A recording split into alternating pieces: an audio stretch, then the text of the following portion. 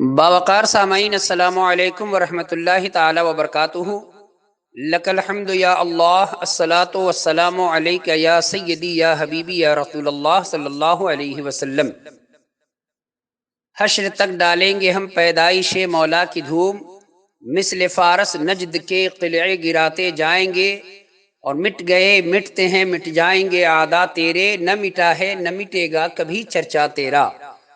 آپ تمامی حضرات کی خدمت میں ایک ویڈیو اسکرین پر موجود ہے، آپ اس کو پہلے سماعت فرما لیں۔ یہ دیوبندیوں کا سب سے بڑا مولوی اور دیوبندیوں کا سرخیل مولوی ہے، جس کا نام ہے ابو ایوب۔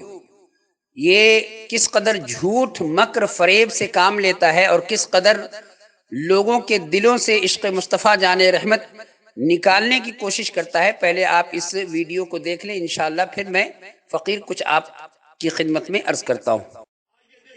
قرآن کی آیت پڑھتے ہیں، قل بفضل اللہ وبرحمتہ فبذلک فلیفرحوا، کہ رحمت کے ساتھ خوش ہو جانا چاہیے۔ خدا نے جو فضل دیا اس پہ خوش ہو جانا چاہیے، لیکن میں سمجھتا ہوں قرآن پاک کے اس مفہوم کو انہوں نے یکسر بدل دیا۔ کہتے ہیں جناب اس سے مراد حضور رحمت کائنات ہے، اور ان کی ولادت پا سعادت پر پوری کائنات کے اندر جھڑیاں لگانی چاہیے، پوری کائنات کے اندر ڈھول بھی بجانے چاہیے، ان کے اندر جناب کائنات میں رقص بھی ہونا چاہیے، بھنگڑا بھی ہونا چاہیے۔ میں نے کہا میرا دوست اگر بات تیری سچی ہے، پھر مولوی احمد رضا خان مجھے نظر آتا ہے، نہ اس نے رقص کیا، نہ اس نے کیک کاٹا، نہ اس نے جھڑیاں لگائی، نہ اس نے اتنے احترام سے یہ کام کیا جو تو کرتا ہے۔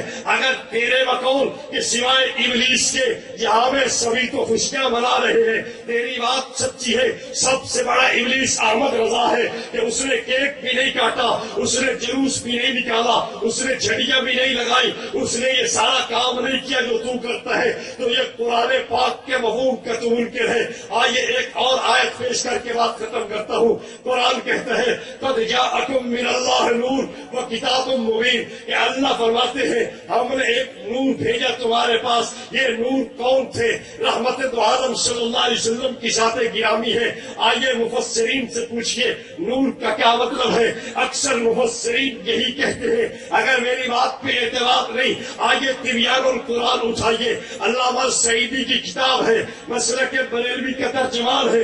یہ اس کتاب کے صفحہ 135 36 37 میں لکھتا ہے کہ اکثر مفسرین نے نور سے مراد نور ہدایت لیا ہے۔ میں نے کہا قرآن پاک کا مفہوم تو یہ تھا کہ نور سے مراد نور ہدایت لیا جائے، لیکن تیرے علماء لکھتے ہیں نور وحدت کا ٹکڑا ہمارا نبی، تو خدا کے نور کا ٹکڑا مانتا ہے۔ تیرے علماء نے لکھا حضور کی حقیقت نوری ہے، یہ خاکی نہیں ہے۔ تیرے علماء نے لکھا خدا نے حضور کو صرف نور محض پیدا کیا۔ تیرے علماء نے لکھا تو ہے عین نور، تیرا سب گھرانہ نور کا۔ تو پتہ چل گیا قرآن نے جو مفہوم دیا ہے تو اس کو بھی نہیں مانتا۔ تو میرے دوستو میں کیسے کہہ لوں کہ یہ عاشق رسول ہے؟ نہیں بھائی، ان لوگوں نے اس جھوٹ کو اتنا بولا کہ آج لوگ سچ سمجھنا شروع کر گئے۔ نہیں بھائی، قرآن پاک نے جو عقائد دیے، اگر ان عقائد پر میں گفتگو کرنا شروع کر دوں تو آپ کو پتہ چل جائے گا کہ عشق کس کے پاس ہے، محبت کس کے پاس ہے، عقیدت کس کے پاس ہے، احترام کس کے پاس ہے۔ رحمت دو عالم صلی اللہ علیہ وسلم۔ محترم حضرات، ابو ایوب دیوبھنگی کے اعتراض کو آپ نے سن لیا، لیکن پھر بھی میں آپ کی خدمت میں اس کی وضاحت کر دیتا ہوں۔ یہ چیخ چیخ کر یہ کہہ رہا ہے کہ ہم اہل سنت والجماعت اعلیٰ حضرت کے ماننے والے قرآن کریم پر جھوٹ بولتے ہیں، قرآن کریم کی آیت میں تحریف کرتے ہیں، مفہوم بگاڑتے ہیں، اور وہ چیزیں جو دین اور اسلام میں نہیں ہے، جو قرآن اور سنت میں نہیں ہے، اس کو اپنانے کی کوشش کرتے ہیں لوگوں کو دھوکہ دے کر۔ لیکن آئیے میں آپ تمامی حضرات کی خدمت میں اس کے مکر اور اس کے فریب اور اس کے دجل کا پردہ چاک کر دوں۔ ابو ایوب کذاب، میں تجھ سے ایک بات کہہ رہا ہوں، وہ یہ کہ اگر تو جھوٹ نہ بولے، تو مکر نہ کرے، تو فریب نہ کرے، تو تیرا مسلک مکمل نہیں ہوتا۔ اس لیے کہ تیرا مجدد مریض الامت شرف علی تھانوی کی پیدائش کا مادہ ہی مکر عظیم ہے۔ اب میں تمہارے سامنے جو تم نے اعتراض کیا ہے اس پر میں دلائل پیش کر دوں کہ تیرا اعتراض کس قدر باطل ہے، اور ہم اہل سنت والجماعت جو استدلال کرتے ہیں ہماری استدلال میں کتنی حقانیت اور صداقت ہے۔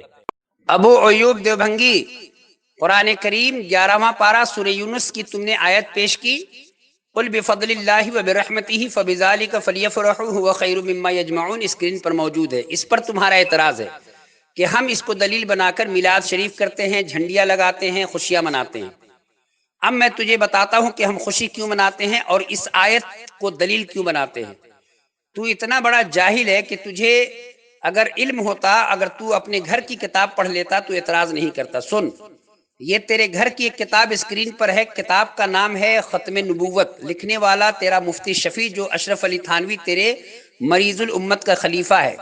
یہ کیا لکھتا ہے کہ مقدم اور سب سے زیادہ قابل اعتماد اس باب میں وہ تفسیر ہے جو خود قرآن مجید ہی کی دوسری آیات سے مستفاد ہو، کہ اگر قرآن کریم کی آیت کی تفسیر خود قرآن سے ہو جائے تو سب سے بہترین اور سب سے معتبر اور مقدم تفسیر لوگ مانتے ہیں، اور یہی اصول ہے۔ تمہارے 2 نمبری امام سرفراز صفدر نے بھی اسی کو لکھا ہے۔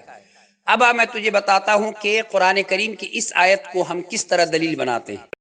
قل بفضل اللہ وبرحمتہ فبذالک فلیفرحوا هو خیر مما یجمعون، اس آیت کریمہ میں اللہ نے 2 چیزیں بیان کی۔ ایک، اللہ نے فرمایا کہ اگر اللہ تعالیٰ کی رحمت اور اللہ تعالیٰ کا فضل اگر تمہیں ملے تو تمہیں چاہیے کہ تم خوشی کرو، تمہیں چاہیے کہ تم خوش ہو جاؤ، اور یہ تمام تر چیزوں سے بہتر ہے جو تم نے جمع کیا ہے۔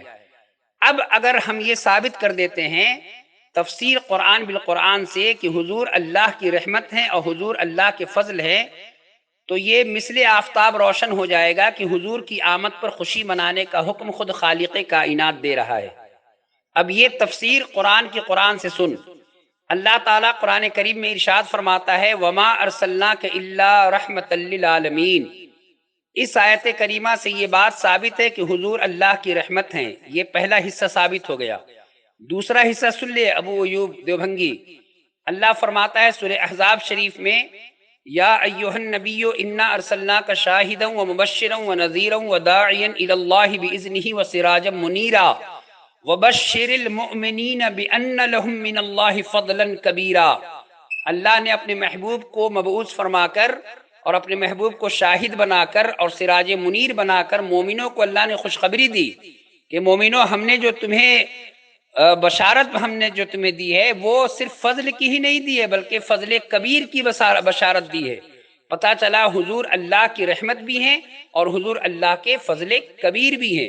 اب جب حضور اللہ تعالیٰ کی رحمت اور فضل ہیں تو جب حضور کی تشریف آوری کا مہینہ آئے اور حضور کی تشریف آوری پر اگر کوئی چراغا کرے، جھنڈیاں لگائے، تو تمہارے پیٹ میں درد کیوں ہوتا ہے؟ وہ قرآن پہ عمل کر رہا ہے۔ تم تو ابلیس ہو، تمہارا تھانوی ابلیس تھا۔ جس طرح سے تو نے زبان استعمال کی ہے اعلیٰ حضرت کے لیے، وہی زبان میں تمہارے لیے بھی استعمال کر رہا ہوں کہ اعلیٰ حضرت نے کہاں کہا کہ خوشی مت مناؤ؟ اعلیٰ حضرت نے تمہارے کلیجے پر جو ہے نیزہ مار کے کہا کہ خاک ہو جائیں عدو جل کر مگر ہم تو رضا، دم میں جب تک دم ہے ذکر ان کا سناتے جائیں گے۔ یہ اعلیٰ حضرت نے تم لوگوں کے سینے پر نیزہ مار کے کہا۔ اب میں تمہارے سامنے دوسری دلیل پیش کرتا ہوں۔ قرآن کریم پارہ نمبر 6 آیت نمبر 114 سورہ مائدہ شریف اسکرین پر تمہارے موجود ہے۔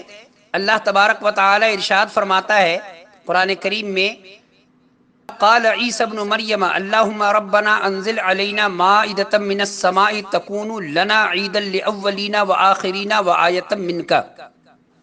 حضرت عیسیٰ علیہ نبینا علیہ السلام کی دعا اللہ تعالیٰ نے بیان کی، اور یہ وہ حضرت عیسیٰ ہیں جن کی عزت کو اللہ نے بیان کیا، جن کو مردہ زندہ کرنے کی قوت دی، نابینا کو آنکھ عطا کرنے کی قوت دی، آپ پر کتاب نازل کیا، آپ پر نبوت کا تاج رکھا۔ تو حضرت عیسیٰ نے کیا دعا کی؟ دیوبھنگی سن، حضرت عیسیٰ نے دعا کی کہ اے اللہ، وہ دن ہمارے لیے عید کا دن ہوگا جس دن تو ہمارے لیے آسمان سے دسترخوان نازل کرے گا، اور ہمارے اگلوں کے لیے بھی اور ہمارے پچھلوں کے لیے بھی۔ اب دیوبھنگی کلیجے پر ہاتھ رکھ کے بتا کہ جو ایک اللہ کے نبی کے لیے وہ دن عید کا دن ہو جس دن صرف دسترخوان آسمان سے نازل ہو، تو پھر بتا کہ ہم غلاموں کے لیے وہ دن عید کا دن کیوں نہ ہو، وہ دن خوشی کا دن کیوں نہ ہو جس دن اللہ اپنی رحمت، اللہ اپنی نعمت، اللہ اپنے فضل کو ہمارے بیچ مبعوث کرے۔ تو یہ دلالت النص کی بنیاد پر اللہ کے فضل و کرم سے مصطفیٰ جان رحمت کی آمد پر خوشی منانے کا جو حق ہے اور حصہ ہے وہ ہمیں حاصل ہے، اس لیے کہ ہم قرآن کریم پر صحیح ہمارا ایمان اور عقیدہ ہے۔ اب میں تمہارے سامنے دو چار اور دلیل پیش کر دوں تاکہ تجھے بھی پتہ چلے نا کہ تو کتنا بڑا جاہل ہے۔ ابو ایوب دیوبھنگی، تم نے ہم پر جو الزام عائد کیا ہے کہ ہم قرآن کریم میں تحریف کرتے ہیں، میں نے الحمدللہ 2 حوالے پیش کیے، اب میں حدیث سے حوالہ پیش کرتا ہوں، سن۔ یہ کتاب مسلم شریف کتاب الصیام، حدیث پاک نمبر ہے 2639، اسکرین پر موجود ہے، سن۔ حضرت قتادہ رضی اللہ تعالی عنہ نے حضور سے پوچھا، یا سیدی یا رسول اللہ، پیر کے دن آپ روزہ کیوں رکھتے ہیں؟ تو آپ فرماتے ہیں فقال فیہ ولدت وفیہ انزل علی، کہ ہم اس دن اس لیے روزہ رکھتے ہیں کہ ہم اس دن پیدا ہوئے اور اسی دن ہم پر وحی نازل ہوئی۔ اب میں تجھ سے پوچھتا ہوں ابو ایوب دیوبھنگی کہ اگر تمہاری ماں یا تمہارا باپ یا تمہارا بھائی اگر کوئی مر جائے گا تو کیا اس دن تم روزہ رکھو گے؟ اور تم سے پوچھا جائے گا کہ تم نے کیوں روزہ رکھا، تو کیا تم بیان کرو گے کہ ہم اس لیے روزہ رکھے کہ ہماری ماں آج مر گئی تھی، ہمارا باپ آج مر گیا تھا؟ پتہ چلا کہ روزہ ہمیشہ جو ہے خوشی کے موقع پر یا شکرانے کے طور پر یا اظہار مسرت کے لیے روزہ رکھتے ہیں۔ تو آقا صلی اللہ علیہ وسلم نے اپنی ولادت کا دن اور اپنی پیدائش کی خوشی روزہ رکھ کے آقا صلی اللہ علیہ وسلم نے منایا، اس لیے کہ وہ اللہ کے محبوب ہیں، نائب پروردگار عالم ہیں۔ تو حضور نے جب یہ دن منایا اور اپنے امت کو یہ بتایا کہ میں اسی لیے اس دن میں روزہ ہوں کہ میں اس دن پیدا ہوا، تو اب تو بتا مجھے کہ مصطفیٰ جان رحمت صلی اللہ علیہ وسلم کی آمد پر خوشی منانا، مصطفیٰ جان رحمت صلی اللہ علیہ وسلم کی آمد پر چراغاں کرنا کس طرح سے ناجائز اور حرام ہو سکتا ہے، تو ثابت کرے گا۔ اچھا، دوسری بات، تیری مکاری اور تیری عیاری سن کہ تو نے ابھی کچھ دن پہلے ایک مناظرہ کیا کوہاٹ میں عید میلاد النبی پر۔ جاہل، تم نے جو جواب دعویٰ لکھا تھا، کیا لکھا تھا؟ تم نے جواب دعویٰ لکھا کہ نبی کریم صلی اللہ علیہ وسلم کی ولادت پر خوشی منانا اور خیرات و صدقات کرنا، نوافل پڑھنا، درود و سلام پڑھنا، تمام تر چیزیں جو ہے تم نے کہا کہ یہ جائز ہے۔ یہ کس دلیل سے تم نے جائز قرار دیا؟ یہ تم پر قرض ہے، اس قرض کو اتارنے کی ذمہ داری تیری ہے۔ ابو ایوب دیوبھنگی، میں الحمدللہ رب العالمین اپنی صداقت اور اپنی حقانیت پر اتنے حوالے پیش کر سکتا ہوں کہ تو حوالہ سن کر اور حوالے کے نیچے دب کے مر جائے گا۔ اب میں تیرے سامنے دلیل نمبر 3 پیش کر رہا ہوں۔ یہ المواہب اللدنیہ شریف جو امام قسطلانی علیہ رحمت و رضوان کی مشہور کتاب ہے، اس کا جلد نمبر 1 ہے، صفحہ نمبر جو ہے 148 ہے۔ میلاد شریف کی رفعت اور میلاد شریف کی فضیلت کو آپ نے بیان کیا۔ کیا لکھتے ہیں، سن۔ ولا زال اہل الاسلام یحتفلون بشہر مولدہ علیہ السلام ویعملون الولائم۔ اس کے بعد عبارت مکمل لکھتے ہیں نیچے، ومما جرب من خاصہ انہ امان فی ذلک العام وبشرى عاجلۃ بنیل البغیۃ والمرام، فرحم اللہ امرأ اتخذ لیالی شہر مولدہ المبارک اعیادا لیکون اشد علۃ علی من فی قلبہ مرض۔ آپ فرماتے ہیں کہ ہمیشہ سے مسلمانوں کا یہ قاعدہ ہے، وتیرہ ہے کہ وہ میلاد شریف کی محفل کرتے ہیں، کھانے کا انتظام کرتے ہیں، انواع و اقسام کے صدقات کرتے ہیں اور غریبوں میں تقسیم کرتے ہیں۔ پھر آپ فرماتے ہیں کہ میلاد شریف مقصد کو حاصل کرنے کے لیے بہترین ذریعہ ہے، اور پھر فرماتے ہیں کہ اللہ تعالیٰ اس شخص کو شاد اور آباد رکھے جو ربیع الاول کی ہر رات کو عید کی طرح منائے۔ اور پھر اللہ نے تم دیوبندیوں، اللہ تعالیٰ کے محبوب کے اس غلام نے تم دیوبندیوں کے لیے بد دعا کیا کی کہ اللہ تبارک و تعالیٰ ان لوگوں کے دل کے مرض کو بڑھائے جو حضور کی ولادت کے خوشی میں جلتے ہیں۔ اب میں تجھ سے پوچھتا ہوں کہ لگا فتویٰ امام قسطلانی پر، جنہوں نے آج سے 500-600 سال پہلے کے محدث ہیں، جنہوں نے میلاد شریف کی فضیلت کو بیان کیا اپنی کتاب میں۔ ہم کہتے ہیں کہ ابو ایوب دیوبھنگی، کہاں کہاں جھوٹ بولو گے، کس قدر مکر اور فریب سے کام لوگے؟ تمہارا باپ اشرف علی تھانوی میلاد کی محفل میں شریک ہوتا، تمہارا دادا حاجی امداد اللہ مہاجر مکی اپنے گھر میں میلاد کی محفل کرتا، کہاں کہاں بھاگو گے؟ ابھی آج جو تم نے دوسرا اعتراض کیا ہے میں اس کا جواب دے دیتا ہوں۔ ابو ایوب دیوبھنگی، تم نے دوسرا اعتراض کیا کہ ہم اللہ کے نبی صلی اللہ علیہ وسلم کو نور مانتے ہیں، اور دیوبندی جو ہے وہ کہتا ہے کہ جو ہے اعتبار سے کس کے، ہدایت کے اعتبار سے حضور نور ہے، اور تم نے ہم پر یہ الزام عائد کیا کہ تم کہتے ہو کہ نور وحدت کا ٹکڑا ہمارا نبی اور تیری نسل پاک میں ہے بچہ بچہ نور کا۔ ہم کہتے ہیں کہ دیوبندی ہونے کے لیے مکار ہونا اور دیوبندی ہونے کے لیے دجال ہونا بہت ضروری ہے۔ اب میں تمہارے سامنے میں حوالہ پہلے تمہارے باپ کا پیش کر دوں، اس کے بعد پھر میں آگے بڑھتا ہوں۔ یہ کتاب ہے، کتاب کا نام ہے امداد السلوک، لکھنے والا تیرا قطب الارشاد ہے رشید احمد گنگوہی۔ یہ اسی آیت کریمہ کے تحت جس آیت پر تم نے اعتراض کیا قد جاءکم من اللہ نور و کتاب مبین، اسی آیت کے تحت یہ لکھتا ہے کہ نور سے مراد حبیب خدا صلی اللہ علیہ وسلم کی ذات ہے، نیز حق تعالی نے ارشاد فرمایا یا ایھا النبی انا ارسلناک شاہدا، اس کے بعد آیت نقل کی۔ اس کے بعد سن، اسی کے نیچے اسکرین پر موجود ہے وہ کیا لکھتا ہے کہ حق تعالی نے آپ کو نور فرمایا، اور شہرت سے ثابت ہے کہ حضرت صلی اللہ علیہ وسلم کے سایہ نہ تھا، اور ظاہر ہے کہ نور کے علاوہ ہر جسم کا سایہ ضرور ہوتا ہے۔ یہ قطب الارشاد رشید احمد گنگوہی تیرا کہتا ہے کہ حضور کی ذات نور ہے اور شہرت سے ثابت ہے، جبکہ یہاں شہرت نہیں ہے، یہاں تواتر سے ثابت لفظ تھا، تم لوگوں نے اس کو کھا لیا کوا کا بریانی سمجھ کر، اور یہ تمہارا قطب الارشاد ہے۔ یہ پہلا حوالہ۔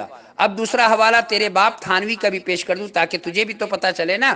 اب یہ کتاب ہے، کتاب کا نام ہے نشر الطیب، اور لکھنے والا تیرا مریض الامت شرف علی تھانوی۔